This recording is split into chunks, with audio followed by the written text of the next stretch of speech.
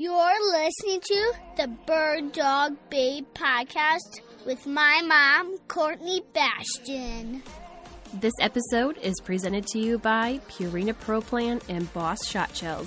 I think a lot of people, so they get a hunting dog, right, and they're high-energy dogs. And so many people, it's becoming very popular right now, they send their dog to doggy daycare for hours at a time, sometimes all day, and they never personally interact with their dog.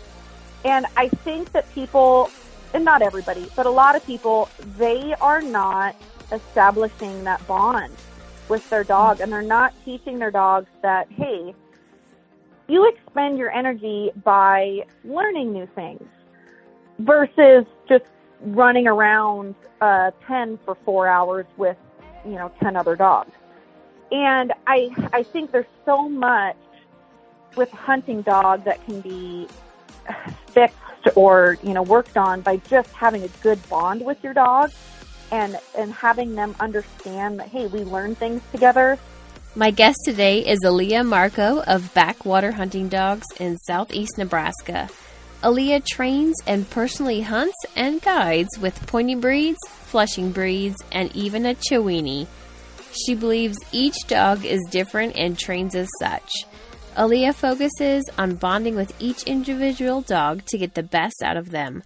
She shares some hunt test strategy, tips for avoiding trainer burnout, and why she prefers to complete Master Hunter titles on dogs before they're 2 years old. Oh, and she loves GWPs, Cockers, and Braccos. So you just know she's got to be a pretty cool gal.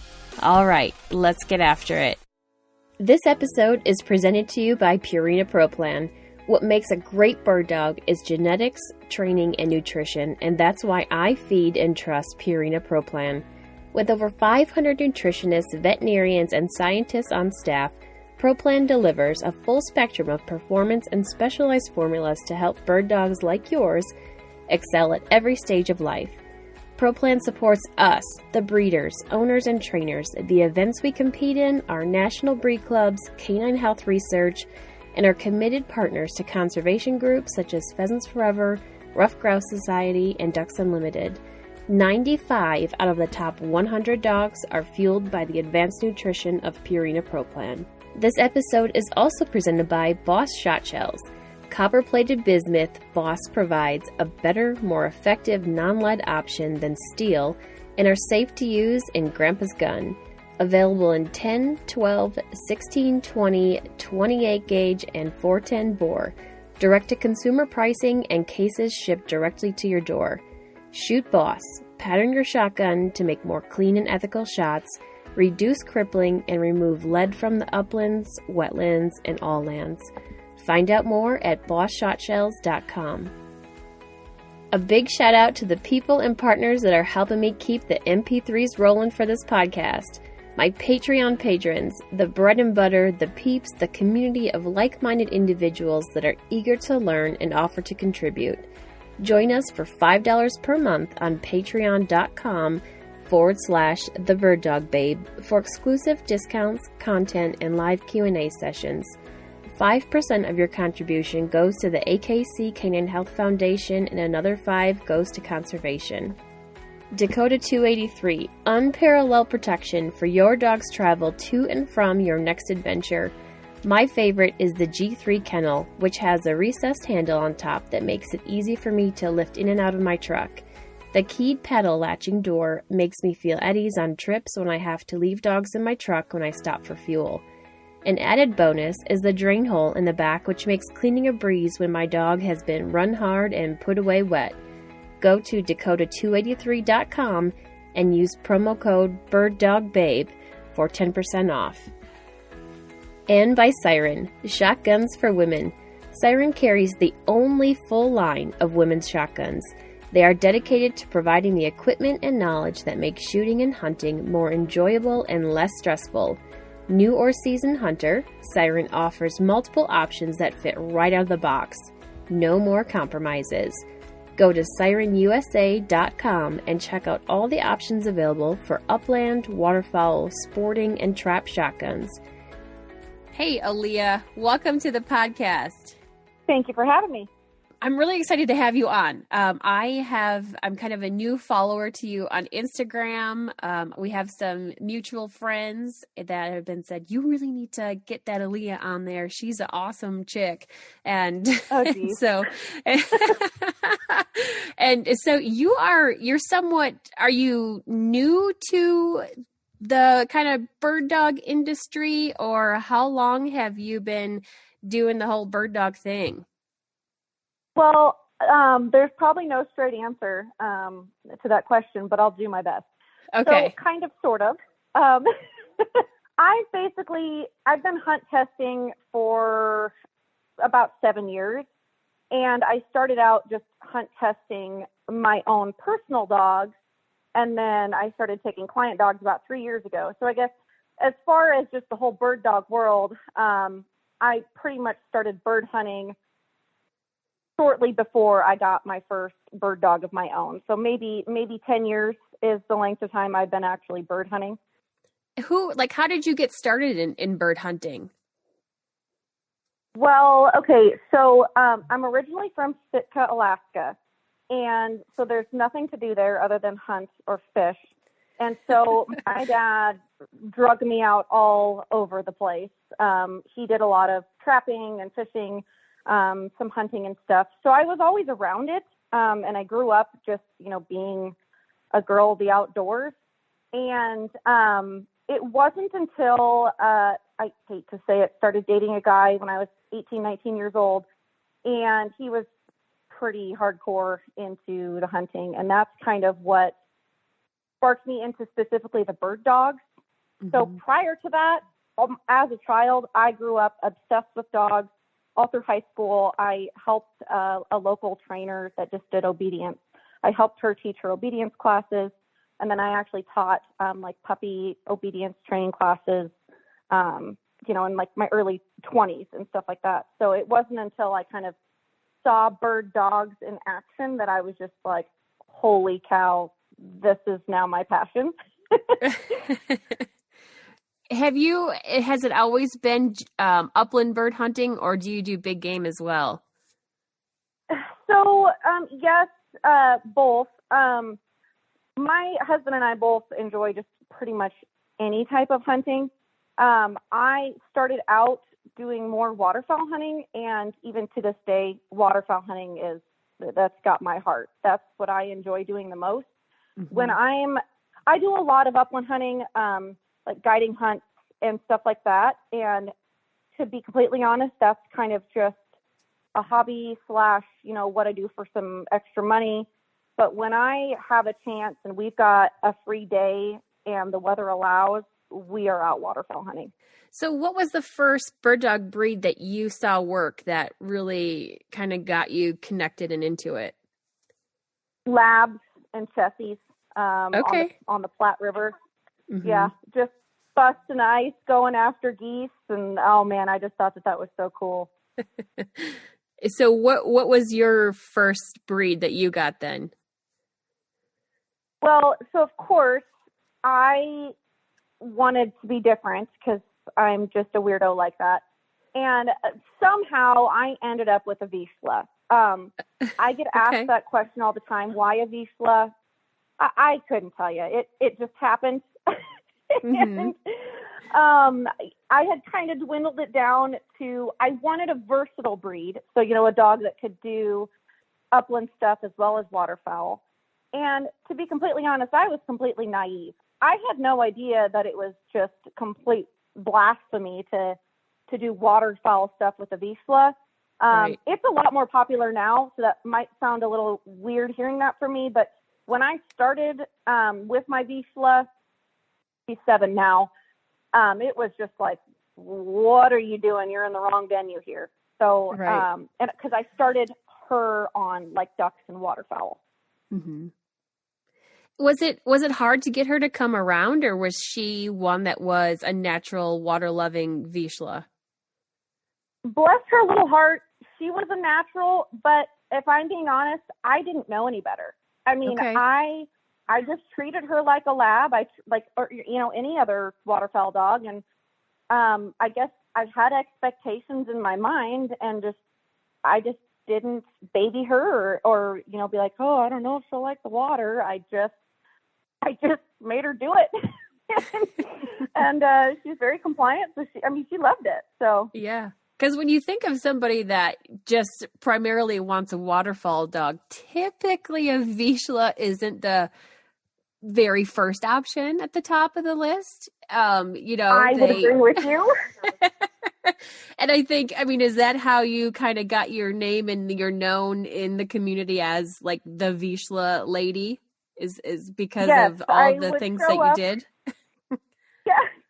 I would show up to AKC retriever hunt tests with my Vizsla. And I mean, it just became a term. You're the Vizsla lady. Oh, look, the Vizsla lady's here. Or I would meet random people and they'd be like, you're the Vizsla lady, aren't you? I saw you at that hunt test. And again, I truly didn't know any better. I wasn't trying to prove a point so I got through like junior hunter with her, and somebody basically told me I had no business to go any further than that, and that you couldn't teach a Vizsla to run a blind, and God forbid they couldn't run a double. And that's why I took her to the next step and did. I did a few senior hunter tests with her just because somebody told me I couldn't. Oh yeah, I'm the same way you but are. I will say, if somebody were to come out and ask me flat out, I will be, again, completely honest. I'm not going to say, oh, you want a waterfowl hunt? You know, you live in the Midwest. You want your dog to break ice. I'm not going to recommend get a Vizsla. But if somebody were to say, hey, I've got this Vizsla, can I do waterfowl with it? Absolutely. So I'm still very realistic. A lot of people, I think, kind of get stuck on their one breed and they're like, this is the best for everything. And they don't open their minds to, you know, let's be realistic here. You know, right. A Chesapeake, a Labrador, they're going to be able to withstand the cold temperatures and being in the water, you know, when it's January and minus 10 degrees out. Mm-hmm. I mean, did anybody tell you when you showed up at the hunt test, like, you're at the wrong hunt test, you should be in the pointing breed hunt test, not the retriever one? So I joined a retriever club, local club, and the very first practice little get-together thing that we had, I was told some pretty nasty things by some pretty well-known retriever guys. Mm-hmm. And they basically brushed me off and put me at the end and basically said, you can run your dog when we're all done. Mm-hmm. I've had some people be pretty nasty to me. Yeah. But I've also had people that have just been so supportive and so kind. And those are the people that, you know, are going to continue the future of this sport. Those negative Nancy's, they just need to stay home. The supportive, kind people, they're all the people. And it took many years for me to see that those people are actually the ones that are coming out ahead in the long run, just because they're good people. Yeah. Right. And I can relate. I have a similar experience. We had a retriever club a half a mile down the road from us, a really large one. And we sent in our membership. We did we volunteered to help with the retriever test because it was a lot of fantastic ponds, and it was really nice to be able to utilize those for the NAVDA invitational training for blinds and such. And it was about 2 months in, and after we were training there, they came to our front door and said, I'm sorry, we are going to revoke your membership. People don't like that the pointing dogs are there.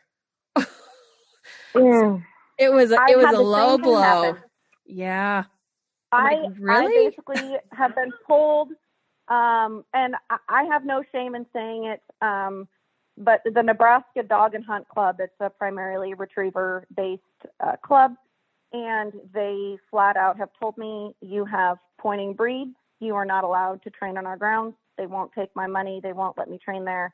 It's really sad, because not only it's literally right up the road where they train, not only would I utilize that, but I have so many clients that would gladly pay a membership to be able to go and train their dog there. And, you know, we wouldn't be in we're there to do the same thing that anybody else is. Right. Plop a duck in the water and go and pick it up. We're not hurting anything, but that's beside the point. Yeah. That frustrates me. Yeah. Yeah, it is. Well, good for you for sticking it out and continuing on. So you put a senior hunter retriever title on your Vizsla then. So I did not get the senior hunter title. I stopped. Okay. I got 2 or 3 passes. And Okay. I know that sounds ridiculous, not finished. But at that point, I was burnout because of the way I was being treated by all the retriever people. And I just was like, you know what, I'm going to go try the pointing stuff and just see if we can do it. So she had already had 2 or 3 senior retriever passes before we ever even ran our first junior hunter in pointing. Wow. But she was the first Vizsla to ever get a senior pass with AKC retrieving. Okay.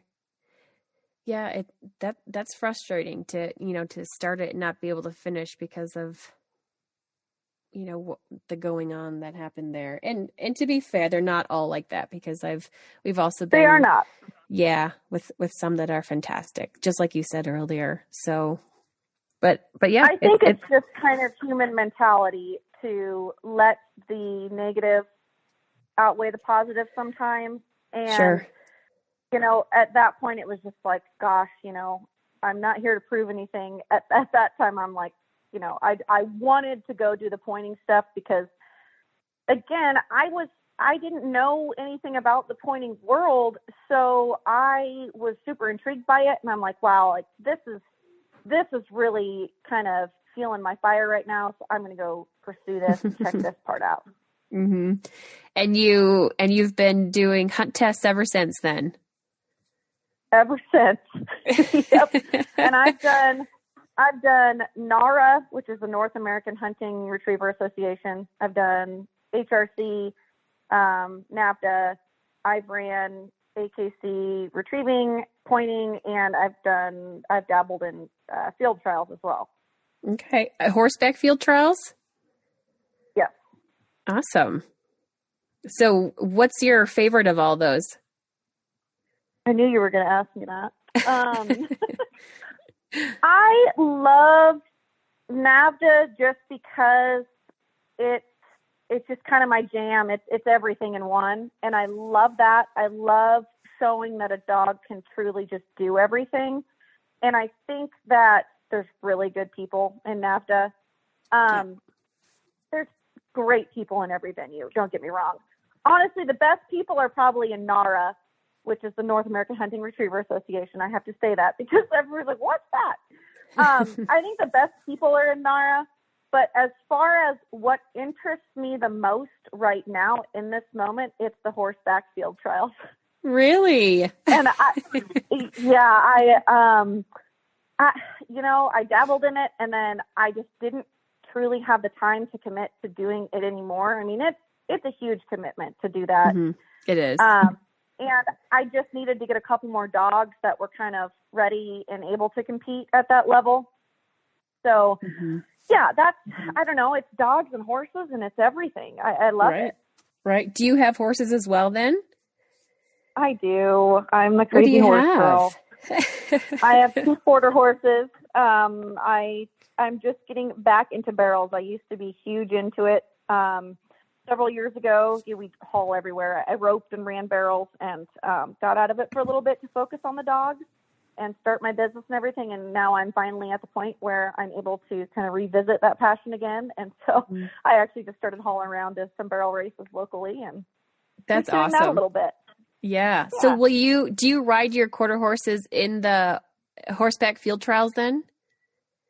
So I've thought about it, but I don't want the scrutiny of my competitors. Oh, come on. I feel like you're tough enough just to be like, yeah, I'm on a quarter horse and like watch me barrel around this tree like it ain't no thing. Watch me sprint around this. I would absolutely do it. But anytime I've ever gone to a field trial or ran in a field trial, I have graciously been lent a horse to use. And, when you're first starting out with field trialing, that's one thing. If you can have any type of, upper hand where you've got an old horse that's 20 years old that's done the thing, they kind of can carry you through the course and almost help you out. Whereas if I were to put myself on a quarter horse that's never been to a field trial, I would just be setting myself up for disaster. Not to say I wouldn't try it once. I'm imagining you like just spurring in and going up as a scout or getting up to that bird to your, up to your dog just so quickly. I think it'd be really cool. I think you should do it. I would absolutely do that. I would. What breeds have you all run in the field trials? So I ran my Vizsla. So I have two Vizslas, but I ran my Vizsla named Juno. I ran her in puppy derby and just some open gun dog stuff. So is she different than the one that you first started with? Yes. So she was my second one. And she was bred a little bit more to be a bigger runner than my first one. And the breeder that I had gotten her from was very encouraging and told me, hey, try this out. Come to a field trial with me. Let's go see what she's got. And it was a total blast. Was she your second dog then? So after your first Vizsla, you got a second Vizsla? Correct. Yep, I got a second Vizsla. Okay. So obviously the Vizsla... And then it's all downhill from there. Well, obviously you weren't deterred. You have, being the waterfall hunter that you are to get another one. Was your second one just as water loving as your first? She was. Good. I mean, she's a great little waterfowl dog. She's a little bit smaller, so she struggles to carry a full size goose, but she can do all of it too. Okay. So what else is on your personal string of bird dogs right now? Okay. Well, I'm just going to start off by saying, I promise I'm not crazy. Okay. I feel like that's awesome. I have 8 dogs total. Okay. In no particular order, I've got 2 Vizslas, a short hair, a wire hair, 2 field cockers, a yellow lab, and a Chiweenie. Okay, you had me until the end there. Yes. Where did the Chiweenie come into the picture? Okay, well, he wasn't, everybody's like, oh my gosh, I can't believe you'd buy a little designer breed. No, he was a total oopsie accident. My friend was like, oh my gosh, my sister's Chihuahua came over and spent the night and this happened and what am I going to do? And I'm like, I'll take one just for fun. I need a little lap dog travel buddy. And now I have Gimli is his name. And he's been everywhere. He's flown to Alaska with me. He's been to Vegas. He's been all over the country. He just goes everywhere with me, including hunting. I love it. I love your string. Yeah, it's a pretty good string. Yeah. Pointers and flushers. That's my favorite thing to do is run the pointers with the flushers. Okay. So what does your typical hunt look like? And let's talk upland right now. So when you're going out by yourself, what is your typical when the tailgate goes down, what are you pulling out? Typically, depending on cover, but I would say 90% of the time, I would probably pull out 2 pointers and a cocker. Okay. And then what are you doing? Are you sending in, do you like have the cocker at a heel while you're hunting, or is the cocker out working with the other ones? Personally, I like the cocker to get out and hunt. Both of them are females, so I'll just say she for the time being. She will basically stay within about 20 yards. Pretty close working dog. A lot of times she'll find birds that have either doubled back on the pointers and kind of get caught between me and the dogs in the front. A lot of times they'll pick up those birds that are trying to get back behind us, or they'll find their own birds. But I mean, if they see a dog on point, it's like game on. You better be ready because they are going in to flush it. Okay. Nice. I have a cocker coming at the end of the month, and so I'm really trying to work out in my head right now how I want to do this, because some people keep them at a heel and then just send in for a flush, and the other ones have them working out like you do. And to be honest, I want to have them out there working as well. So you will soon realize those dogs, those little cockers, are like little, I don't know what you want to, little wind-up doll. Like, they don't stop. Mm-hmm. They are just go, go, go, go, go, buzzing around the entire time. So I think you would go crazy trying to keep them at heel. I mean, you can definitely train them to do anything. They'll heel just fine. If I see a dog way up ahead on point, a lot of times I'll call the cocker back to heel to walk up closer to the dog on point, just so they don't see it and take off without me and, get there way too early. Mm-hmm. But I mean, it's just a blast. They're the happiest, funnest dogs to hunt behind. You will not have a bad day walking behind a cocker. It's impossible. Nice. No, I'm pretty stoked about it. So what does your dynamic look like when the 2 pointers are on point, or one of them is, are you allowing them all go for the retrieve, or are the pointers just holding steady? So all the dogs that I have are basically, all the pointers are master level broke. So if I wanted to, I could have them stand there and, pick which dog I wanted to send on the retrieve, or let the cocker get it. Mm-hmm. But when I'm hunting, I don't even make those pointers stand totally broke. If they stand through the shot, I'm happy with that. And basically at that point, I mean, I am not the best shot, so I may have just shot a leg off or winged them, and I want every dog in that area as soon as possible to make sure that I recover that bird. Right. So I don't care who gets to it first. Mm-hmm. Whoever gets to it first, cool, bring it back. Are you ever secretly cheering on the cocker to be the one that gets to it first? Every time. And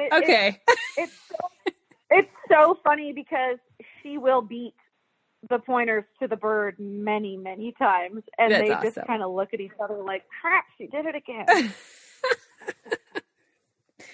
Because they're not allowed to steal the bird. So once somebody has it in their mouth, you cannot steal it from them. Mm-hmm. And, they parade back with them, thinking like, oh yeah, we're a part of this too. Mm-hmm. Yeah. And I the difference in wild birds and hunt test birds is huge. And I think we do ourselves a disadvantage sometimes as, when we're out hunting and we want our dog to work the same on wild birds like they would, in a hunt test.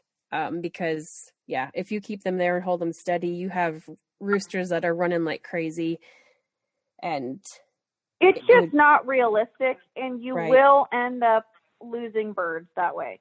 You're right. I don't care how good of a nose your dog has. You've trained your dog to track. I get it, but I personally would not want to risk ever losing a bird that I shot down over just trying to be fancy and keeping my dog steady. Mm-hmm.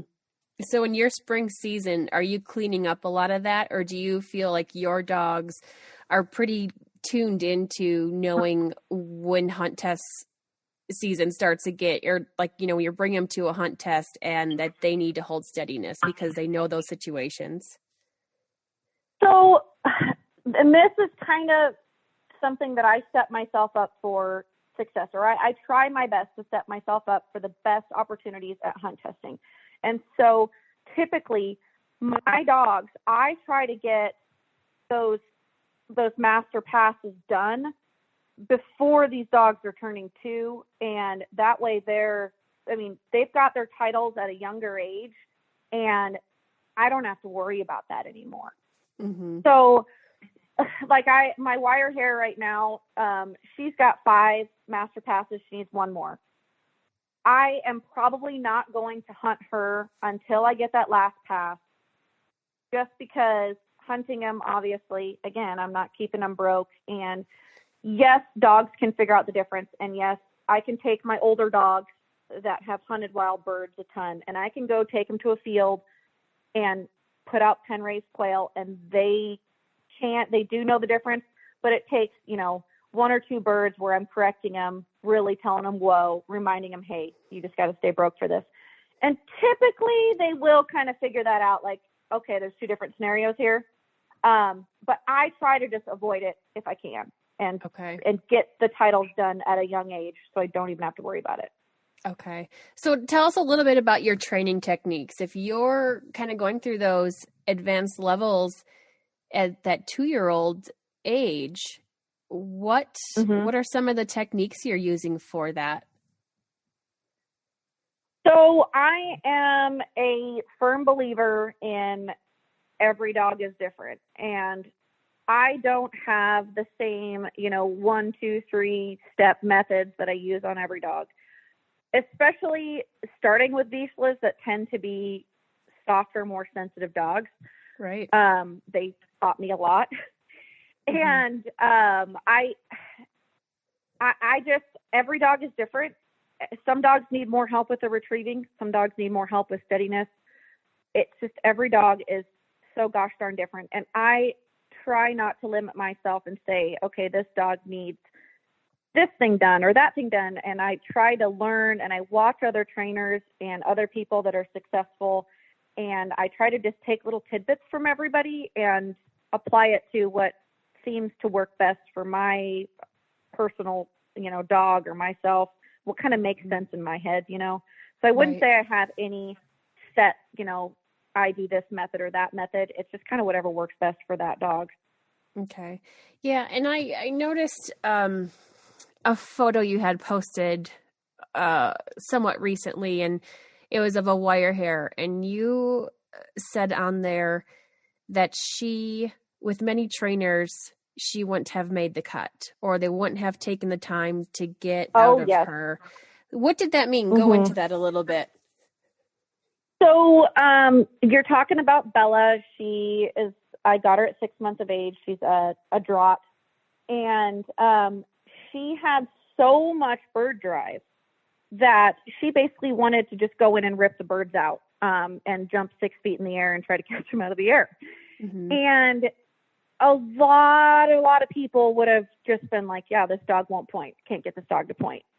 And so for that dog, I taught her patience, and I did it through place training, having her wait for her food bowl, having her do like down and stays, and just taught her that being patient is basically you get rewarded for that.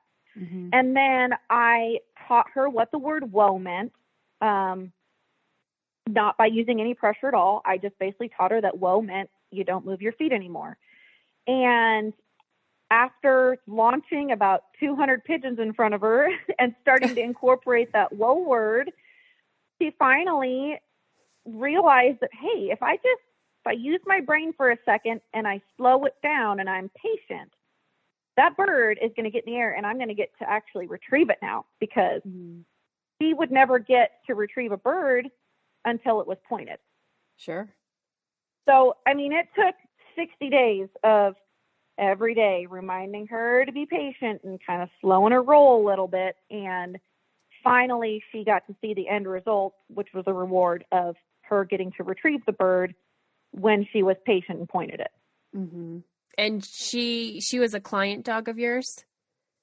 She was, yeah. Okay. So how long have you been training full-time? Are you full-time? Is that what you're doing now? So I take in 6 dogs per month. And I do it on a little bit of a smaller scale just to keep it so it's I'm still enjoying it a lot. I see a lot of trainers, they take on so much and they get really burnt out, or they just try to rush through a bunch of dogs, and just physically, I can't wrap my mind around some of these trainers that have 20 to 30 dogs every month. More power to them if they can get to it. I just personally would not have the mental capacity to deal with that many dogs and to be able to work that many dogs in a day. So I started I guess you could say training professionally, a little over 3 years ago is when I took in my first client dog. And it's kind of been it's been wonderful. I've got dogs booked out several months in advance. I mean, even now I'm already booking into October at this point, into June. So I think, a lot of that is because I take less dogs per month, but I don't know, man. I'd love to have that one-on-one relationship with each dog and be able to spend a good amount of time with each dog. Yeah. To me, that's just super rewarding.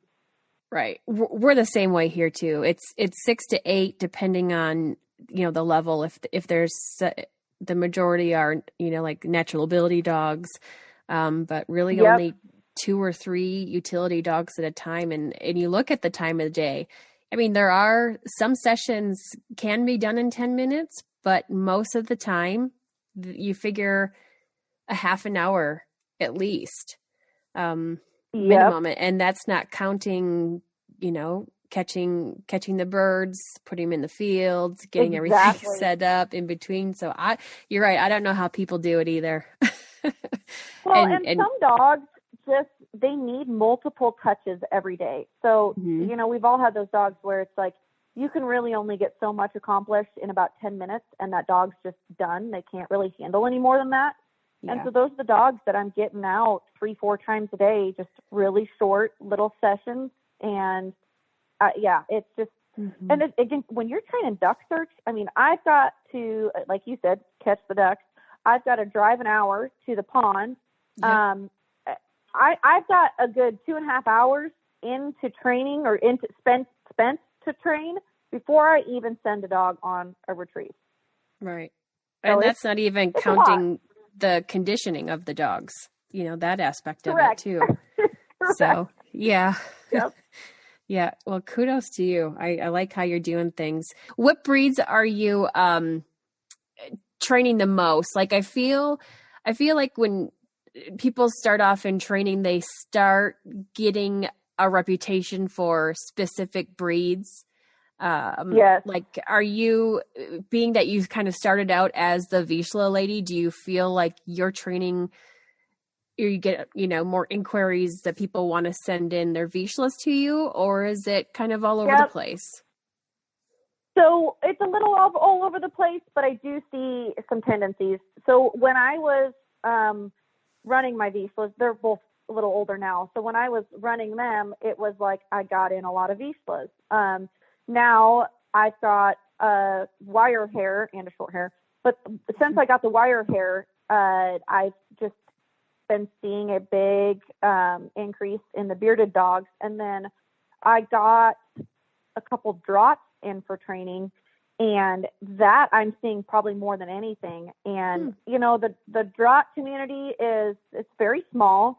And so if you get a good reputation, you'll get a lot of clients, because either these people are sending, what I've found anyways, it seems like they're either sending the dog back to the breeder, or they're trying to find somebody that knows drops. And I'm not saying that I know drops at all, but I've trained a few of them. And so people feel comfortable sending their dog to somebody like me that's handled a few, because they are just a little bit unique. Yeah. Yeah. In my opinion. It's a lot. It's high drive. It's high drive, and I feel like they are extremely intelligent. Wire hairs and drots in general. I feel like you're dealing with one of the most intelligent, versatile breeds out there when you're getting into. I would 100% agree with that. And the biggest thing, and people ask me all the time, what's the difference between a short hair and a wire hair, other than their coats? I feel like wire hairs, they are so in tune to their person. Yeah. And so when I get a wire hair in for training, it's a week before that dog trusts me and figures out, okay, I think I like this lady. As opposed to a short hair, they're like, cool, who wants to take me out? Let's go find birds. I don't care who you are. Let's go do it. Yeah. And we tell people too, when they call or email to inquire, it's like, you need to be smarter than the dog. That's the best training advice we can give you. Oh, and, yeah. And because or else they take you over, and then it all goes downhill from there. Like, you can't. They try to stay one step ahead of you. They push for it too. And I think they get a bad rap, but they shouldn't. You really do need to be smarter than the dog. Yep.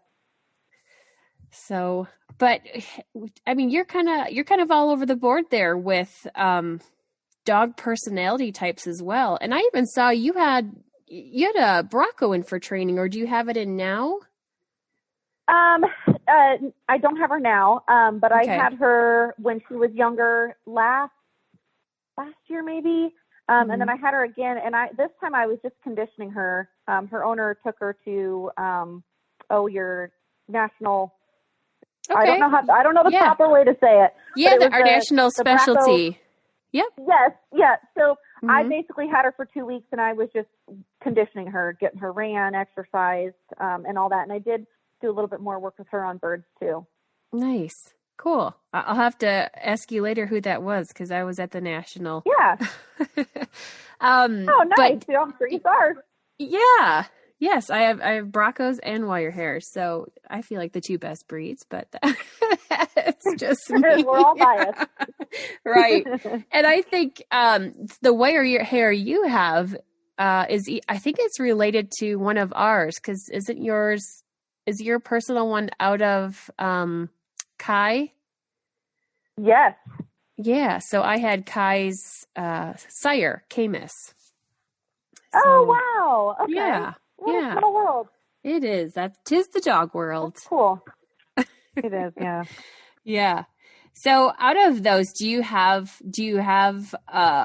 are you leaning towards a breed favorite of your own, or do you just prefer that kind of variety? I mean, I love the variety, but if I had to be forced into making a decision, I would say two things. So the cockers, I just love them. I think they're wonderful. I think for the average person, you could get just about everything you could possibly want out of one of those little dogs. Really? And I'm not saying, yes, they can be little waterfowl dogs too. But I'm talking up in regards to Upland right now. Okay.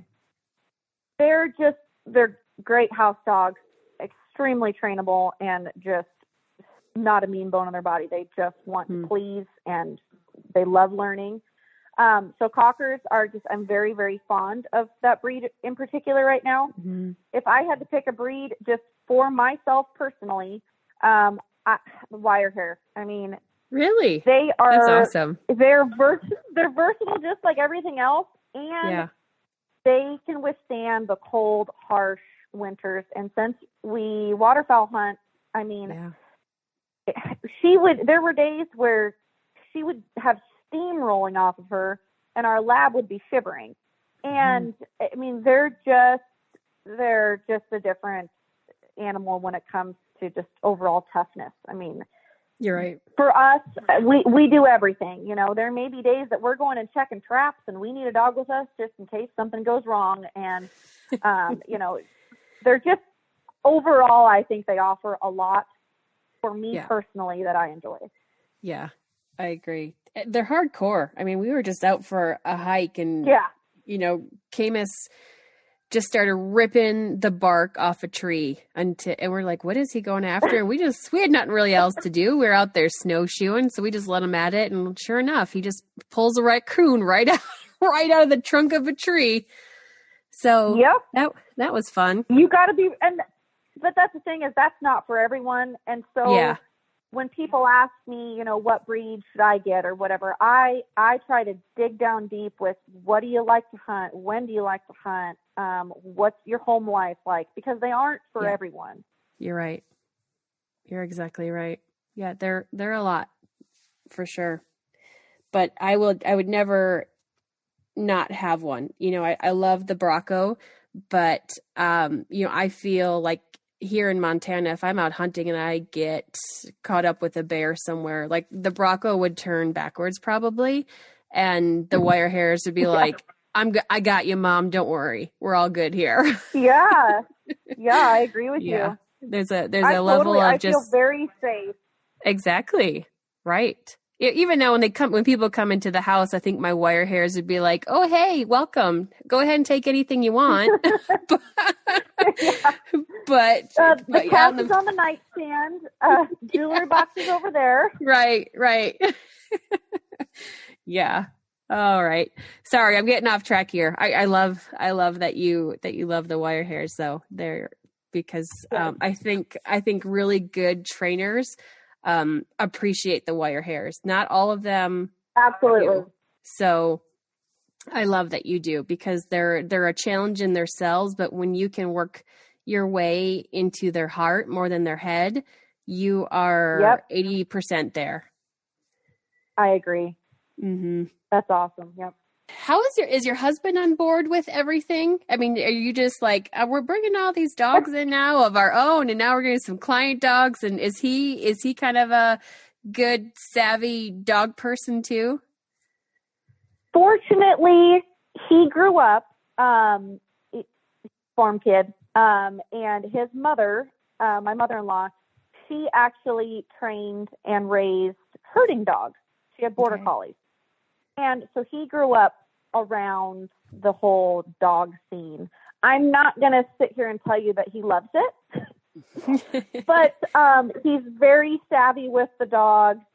He trained the yellow lab that we have was technically his dog. He trained him all himself. So he's very, very capable. He loves dogs. It's a lot of work, but he has his full-time gig, and this is mine, and he supports me having my passion and helps when he can, and it works out pretty good. That's awesome. Do you breed as well? I have yet to have a breeding. Okay.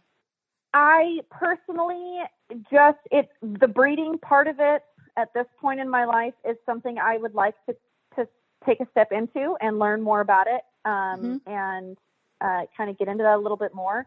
In the past, it just wasn't something that really appealed to me, and I just never really got into it.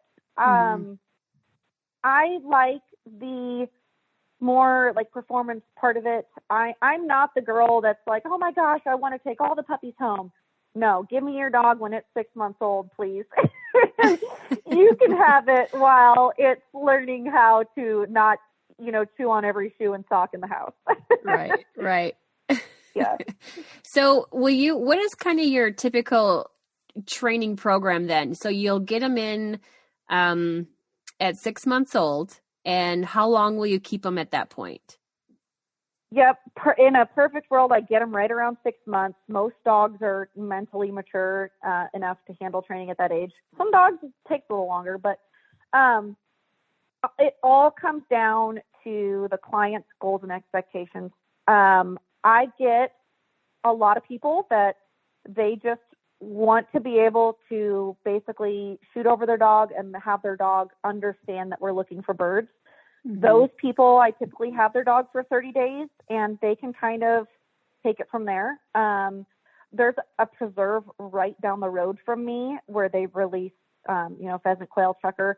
And so a lot of times just being within close proximity to them, they will kind of get a membership out there and go kind of take their dog out there and go on themselves. And then if clients have, bigger goals and expectations, then we just work out a program of, okay, let's do 60 days now, and we're going to work on this or that. And then, they may even go into hunt testing and stuff like that. So I've had dogs that I've had for, 6 months total. I get a lot of 60 to 90 day client dogs, but, quite a bit of just the 30-day dogs too. Okay. So after they're kind of like, let's say 30-day training at 6 months old, when do you like to get them back again to start working on that advanced work?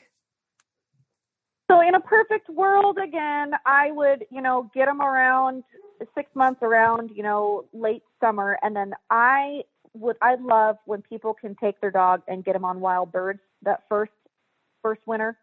Let them be puppies. Let them make mistakes. Let them bust birds.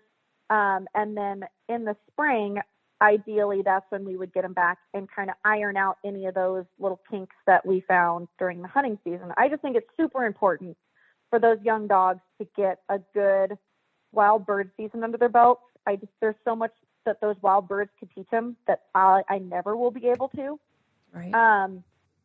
But again, they learn some bad habits. So I do tend to get a lot of dogs back after that hunting season. And then depending on their age and again, their goal, we'll start doing the spring training and hunt testing. Usually, so I live in Southeast Nebraska, and usually our first hunt tests are going to be like in April. So usually March is when it really starts to get busy for me. January and February are kind of really touch and go with weather. So March is kind of when things kick off again for us. And go from there. Will you take them through your hunting season then? Do you take client dogs, or do you back off on the number at that point? I do, but most of the time it's like, it's if it's like a big fix, like somebody like, oh my gosh, my dog will not retrieve, and I will not hunt my dog unless it retrieves. So that's when I'll get that dog, during a month of hunting season to hopefully get it fixed so they can enjoy a couple months with the dog retrieving. Or I'll do a lot of starting puppies because they hit that 6 months age, and the owners figure, well, if I get them trained in October, I still have November, December, January where I can hunt with them. But really, hunt test season for us goes through like the month of October. So I'm pretty booked until November 1st, and then that's kind of when our guiding season really kicks off, especially over at the preserve.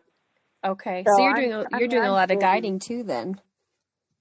Yeah, I do multiple times a week, sometimes multiple times a day even. Wow. I'll have two strings of dogs where I'll just kind of rotate. Mm-hmm. And it's not very typical that women are upland guides. Are you the only one there?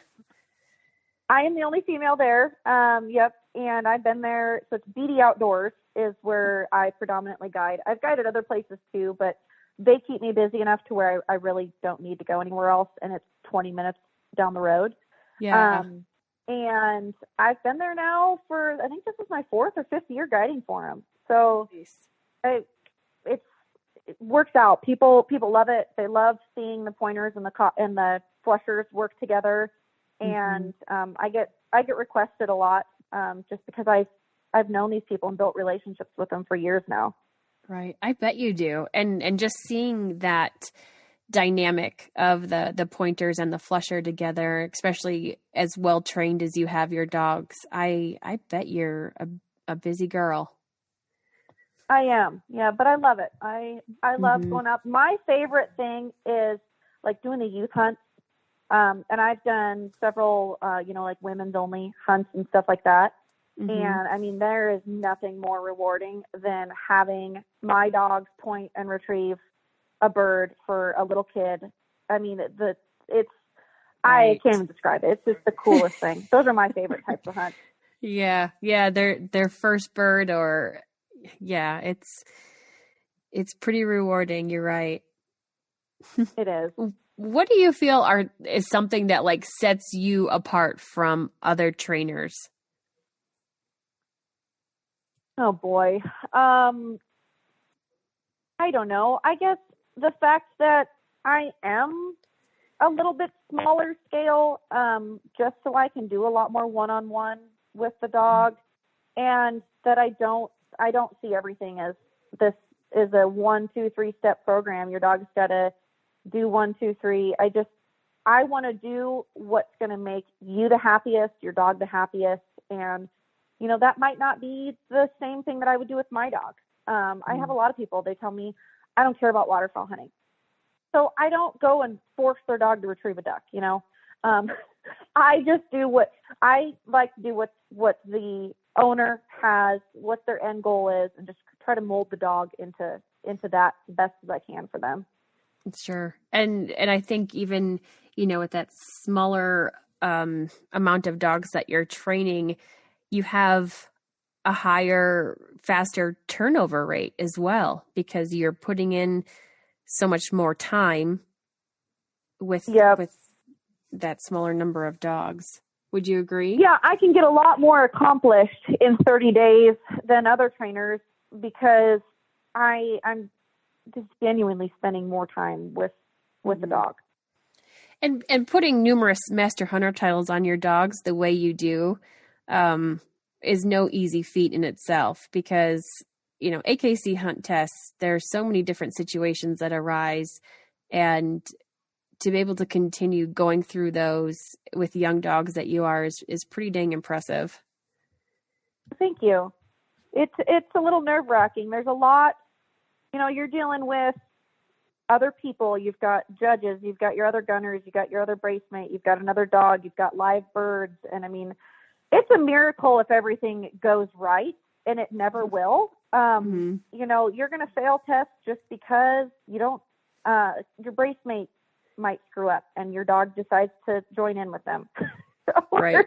Or the bird, of course, you know, is not going to fly away from your dog. It's going to fly right in their face, you know, things like that. Or the gunner blows up the bird 10 yards in front of you on accident. It just so many variables and things that can go wrong. It's a miracle when they do go right. Right. What do you think most people are doing wrong? Like owners, you know, your average gun dog, bird dog owner. What is it you think that they're doing wrong that they could improve on and be getting more out of their dogs? That's a really good question. And I think a lot of people, so they get a hunting dog, right? And they're high energy dogs. And so many people, it's becoming very popular right now. They send their dog to doggy daycare for hours at a time, sometimes all day, and they never personally interact with their dog. And I think that people, and not everybody, but a lot of people, they are not establishing that bond with their dog, and they're not teaching their dogs that, hey, you expend your energy by learning new things versus just running around a pen for 4 hours with, 10 other dogs. And I think there's so much with a hunting dog that can be fixed or, worked on by just having a good bond with your dog and having them understand that, hey, we learn things together. I don't know if that makes sense. Do I sound completely weird here? No. I don't know how to explain it, but I guess that's the biggest thing that I see right now that people are doing. It's just, they just turn the dog out, let it play, and they never teach it that one-on-one, just like the foundation stuff. Like being an intentional dog owner or intentional dog trainer. Yeah. Right. Yeah. And teaching your dog to walk on a leash, simply that alone will expend more mental energy than the dog running around for 4 hours. Mm-hmm. And I feel like, when people have it in their head of, I'm getting a puppy and I will be sending it out for training, so they don't do those critical things with puppies, just teaching them patience, teaching them to sit, like you said, walking on a leash, because they think, well, my trainer will do all that for me. But if they just had those basics, they'd be in and out of training so much faster. There's so many times that dogs come in for training and it takes me 10 days before I can even trust the dog being off of a leash. Right. So we're already 10 days behind, whereas, that could have been 10 days of being put on birds, but I can't put a dog on birds if I can't trust them off a leash. Right. Exactly. And I've talked to a couple of trainers, that are getting, these, we call them the COVID puppies in, training this spring, that, last year they were never crated. They never had, their owner leave. And these dogs are coming in for training and they are struggling really bad. They're, the crate anxiety or the, kennel anxiety. And some trainers have said, if I can't get them to come around in a couple days because they're just so dang stressed out, they're just sending them home. Are you noticing any of that? Yes. Yeah. Yes, absolutely. And I think that it's a trend that started even before COVID, where people are afraid to crate their dogs, or they think that it's mean, and to each their own. I have had a client before show up to drop their dog off with me, and once they discovered that their dog was going to be kept in a kennel, they decided to bring their dog.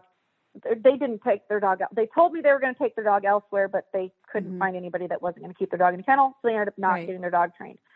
Right.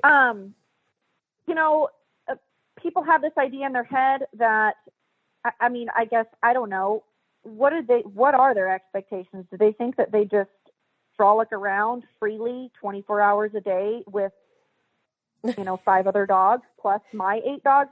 I don't understand. Yes, I do think they think that. I do think they think that. Yeah, I don't know. But there's so much that a dog can learn from just sitting there and thinking about what they just did out in the field, and learning the patience and waiting their turn. And yeah, I see it, unfortunately. I do. Well, and they're going to see it too. I mean, when they go on that hunting trip, that's going to take 8 hours to get to, and they have to crate their dog on the way there. That's going to be the first time that dog might ever see a crate this fall. And that's going to have been a year to a year and a half of its life since it's been born that it has never seen a crate.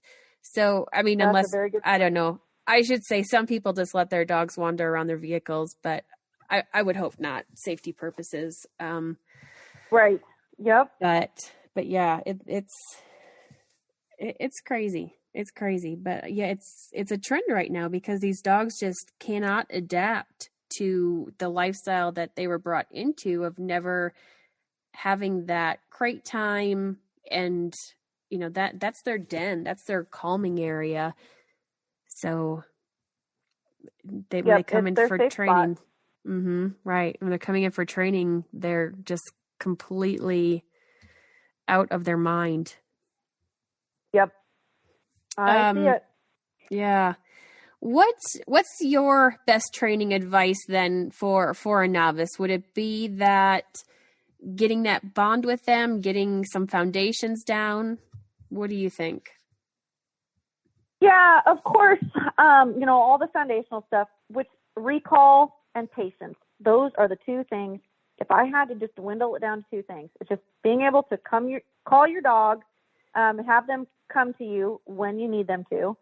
And, and the other thing too is the biggest thing is they just need to realize that everything just takes time. Don't compare yourself to other people.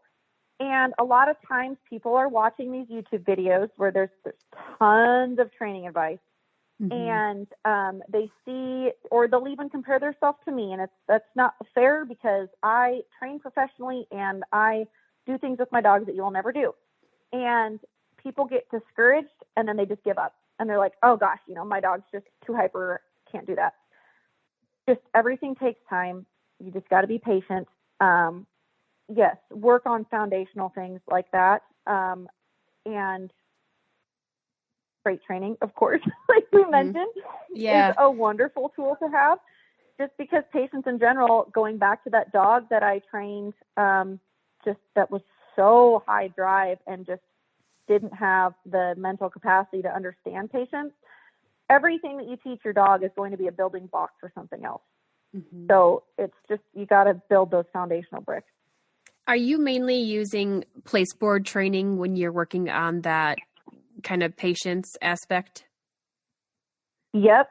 And then I will transition that into other random objects, or even I'll put a crate in the middle of, right in the middle of the room here where I'm training other dogs. They have to sit there and watch another dog do some retrieves. And they have to just sit there and be patient and calm and know that their turn is going to be coming soon. What about outside? Do you use a chain gang that you have the dogs lined up watching you train the other dogs? Yes.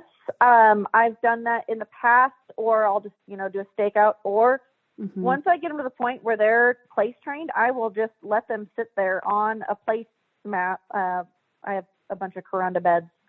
I'll literally set one out there in the field and let them watch.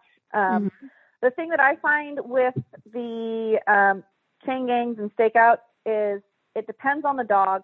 Sometimes if I got a dog that I really need to like amp up and pump up, and I want him to just see everything and get super excited, that's the dog that I'll stake out there. If I've got a dog like Bella, like I mentioned, that was just a little bit too high drive as it was, she would lose her mind if she was staked out there. So again, I kind of just adjust it to whatever the dog needs. And, no two dogs are going to have basically the same regimen every day. Right. Nice. What is your bucket list hunt? Where would you like to do? Moose hunt in Alaska. Really? That would be it for me. Yep. Nice. I'm surprised it wasn't a bird, but I like it. I like it. I like I said, I was born in Sitka, Alaska, and so for me, that's just like the ultimate. I would love to go back and hunt moose up there. I mean, that would just be the coolest thing. I love big game too. I love all of it. What's your favorite game bird recipe? Hey, what do? We do so much. Our freezer's full. Something really simple is to make tacos or fajitas out of any type of bird meat. I mean, Canada geese, snow geese. Put it in the crock pot for 8 hours with a stick of butter, so everything gets nice and moist in there. And add whatever. You can add that taco seasoning, add it to some fajitas with some peppers and onions. I think that's the easiest way to cook wild game, especially birds. Can't screw it up. And even if it's a little bit tough, just chop it up into smaller pieces. Because you're such a avid waterfowl hunter, I'd like to know what you're doing to prepare ducks. Are you doing that recipe? We for a lot of our waterfowl, we grind it up and make it into brats and sticks and jerky and stuff like that. Nice. We've got a buddy that's a hog farmer, so we'll get some hog fat from them and mix that in with it. And we've got some pretty dang good recipes going on. Dang, for, like, that does sound good. And stuff. Yeah, right. It's pretty good. You do different and then there's flavorings. Nothing better. Oh yeah, we'll do like a jalapeno ranch. We'll do like a barbecue. We'll do like a cheddar one. And like there is nothing better than to be sitting in the duck blind while shooting ducks while like eating a stick of duck jerky or a duck stick. I mean, it's cool. That's awesome. I don't know. It's just neat to be like actually eating what you're out there harvesting, And I know a lot of people that don't. That meat just sits in the freezer. They don't do anything with it. Right. And it's such a shame. But to be fair, I actually I don't do a lot of waterfowl hunting because I simply can't come up with recipes that I feel confident that I would enjoy. Yeah. That's all. That's the easiest way to do it is to lump it all together and make it into sticks and sausage. Okay. I like it. I'm going to try that. We have a meat grinder, and I think we have the ability to do some of that with the casing there you and go. stuff. So yeah. Thanks for giving me curve. the idea. I bet it is. It's a learning curve, but once you figure it out, I mean, you'll go through a couple recipes, and then you'll finally find one that's like, oh my gosh, this is great. So write everything down as you're right. I can just ask you to send me your recipes, and I can see what you have. I'd be happy to. Awesome. And now I need to get myself a couple pigs as well because, some pork fat would be great. You can buy it from, just go to Hy-Vee and ask them for some because they basically trim all their meat there and stuff too. So you can get it from them. Well, we don't have Hy-Vees in Montana, but I'm sure I can find something. Well, any grocery, local meat market. Well, I love what you're doing. I think I'm sure enjoying following you on Instagram. And I think it's so cool how quickly you kind of transition to this full-time bird dog lifestyle and how well you're doing with so many different breeds. It's very cool. And it's been a lot of hard work, but I genuinely just love it so much. Mm-hmm. Well, I think you got the secret right as far as the fact that each dog is different, but you know what it takes to get in tune with them and establish that bond. And that's huge because I think too many times we miss that. You know, owners in general, just having them there doesn't necessarily mean that they're completely bonded with you. So yeah, exactly. You got it down. Yeah. Well, how can we find you, connect with you, find out more about Backwater hunting dogs, book our dogs in for training with you? Tell us all about it. Yeah, the easiest way is probably Instagram. It's just at Backwater Hunting Dogs. Otherwise, email is backwaterhuntingdogs@gmail.com. Perfect. Thank you so much, Aleah, and good luck the rest of your training season, and hoping that goes into an awesome hunting season for you because it's just right around the corner. I appreciate you having me. It's been a good time. Thanks for listening to another episode of the Bird Dog Babe podcast. If you enjoyed this episode, share it and tag me and someone that would benefit from listening. And hey, help a girl out by giving the podcast a rating and review on whichever platform you're listening from. Send me a screenshot of your review and I'll mail you out a Bird Dog Babe sticker. Be sure to join me on Instagram, Facebook, and YouTube. And if you're interested in some Bird Dog Babe swag or gear that I rely on, be sure to check out the store on thebirddogbabe.com. And most importantly, don't forget to support the sponsors of this podcast and the organizations that are working hard to conserve the birds you're chasing after and the public lands in which you hunt.